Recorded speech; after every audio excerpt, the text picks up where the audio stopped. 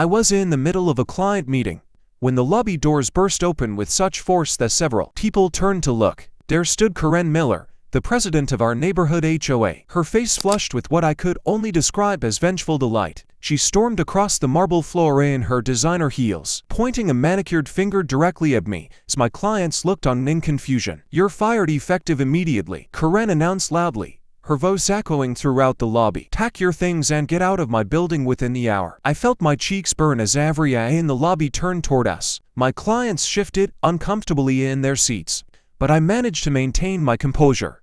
Karen stood there with her arms crossed, a smug smile spreading across her face as she relished my public humiliation. But there was something she didn't know, something that made me straighten my shoulders and meet her gaze without flinching. I simply nodded and said, "I think there's been a misunderstanding, Karen." Her eyebrows shot up at my calm response. "The only misunderstanding is that you thought you could stay employed here after your pathetic performance. Now get out before I call security." Just 6 weeks earlier, I had been working as a modest financial advisor in this very office building. It wasn't glamorous, but I enjoyed helping clients manage their investments and plan for retirement.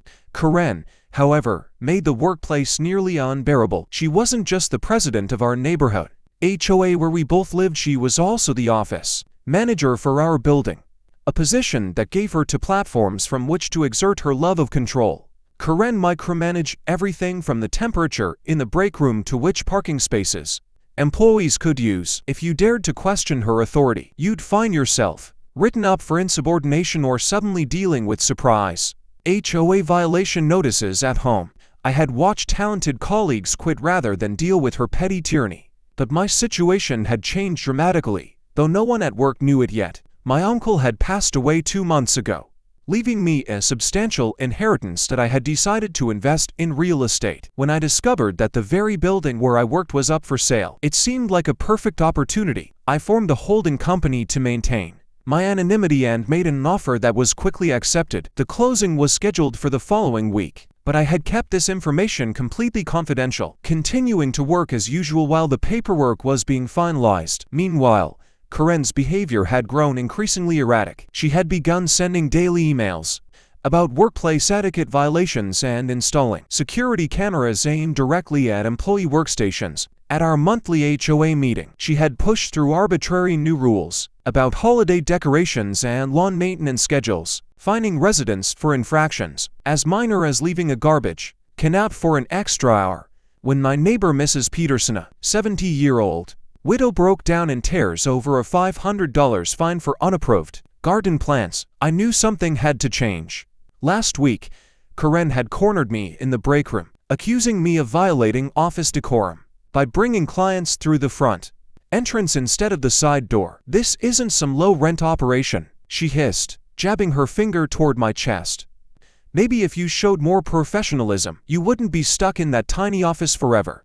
I had simply nodded and apologized, which only seemed to frustrate her more. What she didn't realize was that I had just signed the final paperwork that morning. The building was officially mine. Now, standing in the lobby with Karen demanding I leave immediately, I could feel the weight of the building deed in my portfolio. I gathered my client's paperwork and calmly stood up. "I apologize for the interruption," I told them quietly. "Perhaps we can reschedule for tomorrow morning." After they left, Karen stepped closer, her voice dropping to a venomous whisper. "I've been waiting to do that for months. You have no ambition, no vision. People like you are just stepping stones for people like me." I nodded, maintaining my professional demeanor. "You might be surprised, Karen." I walked toward the exit, pulled out my phone, and deliberately called my lawyer within earshot. "Hi James. Yes, everything went through. The building is officially mine as of 9 a.m. this morning. Could you please have the new management notices prepared for tomorrow? Thank you." I glanced back to see Karen frozen in place, her mouth slightly open as the implications of my conversation dawned on her. Without another word, I walked out the door. The next morning, I arrived early with the property management team. We posted notices throughout the building, effective immediately. Smith Properties is the new owner of Oakwood Professional Center. All building management inquiries should be directed to the new property manager, David Williams.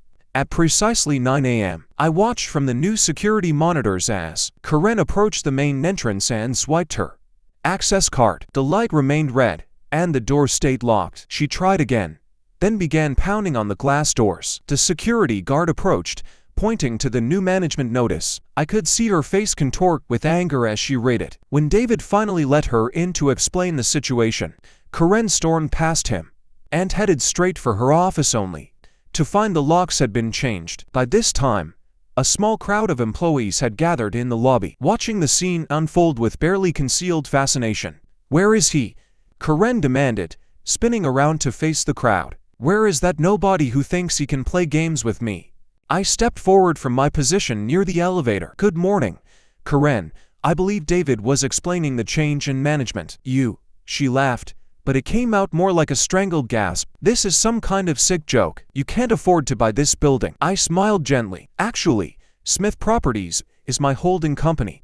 I purchased the building last week, and the transfer of ownership became official yesterday morning about an hour before you attempted to fire me." The color drained from Karen's face as she processed this information. "That's impossible. You're just a financial advisor. You drive a 10-year-old Honda." "I believe in living below my means," I replied calmly, "but that's neither here nor there. As the new owner, I've hired a professional management company to oversee building operations. Your position has been eliminated, effective immediately." Karen's shock quickly gave way to rage. "You can't do this to me. I've managed this building for 7 years. I'll sue you for wrongful termination." "You're welcome to speak with my attorneys," I said, handing her a business card. "But you should know that I have extensive documentation of your management practices, including testimony from employees about workplace harassment and intimidation. Now, I need to ask you to vacate the premises. Your personal belongings will be packed and delivered to your home address." That's when Karen completely lost control. She started screaming obscenities, her face turning an alarming shade of red. She grabbed a potted plant from the reception desk and hurled it across the lobby, narrowly missing an elderly client who had just walked in. Then she turned to the reception computer and shoved it off the desk, sending it crashing to the floor. "This is my building," she shrieked, knocking over chairs as she moved toward the reception desk. "Mine. You're all fired, every single one of you." David immediately called security while I tried to calm the situation. "Karen, please stop. You're only making things worse for yourself." She spun toward me, eyes wild with fury. "You think you're so clever, don't you? Well, I'm still the HOA president. I'll make your life a living nightmare. I'll find every violation on your property and fine you until you're bankrupt." Security arrived quickly, but when they attempted to escort Karen out, she slapped one of the guards across the face. At that point, David had no choice but to call 911. Within minutes, two police officers arrived and attempted to reason with Karen, who was now barricaded behind the reception desk, threatening anyone who came near.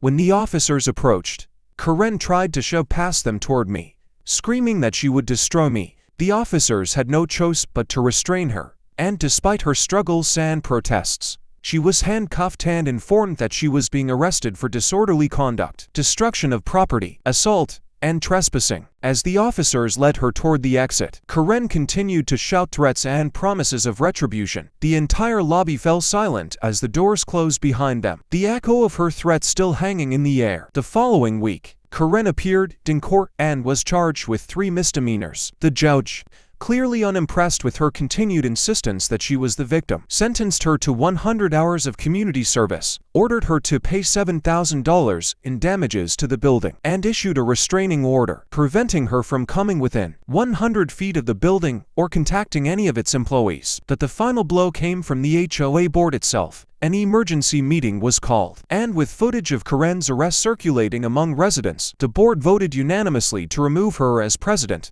When informed of the decision, Karen collapsed into her chair, mouth opening and closing wordlessly as her last vestige of power was stripped away. For the first time since I'd known her, Karen was completely speechless.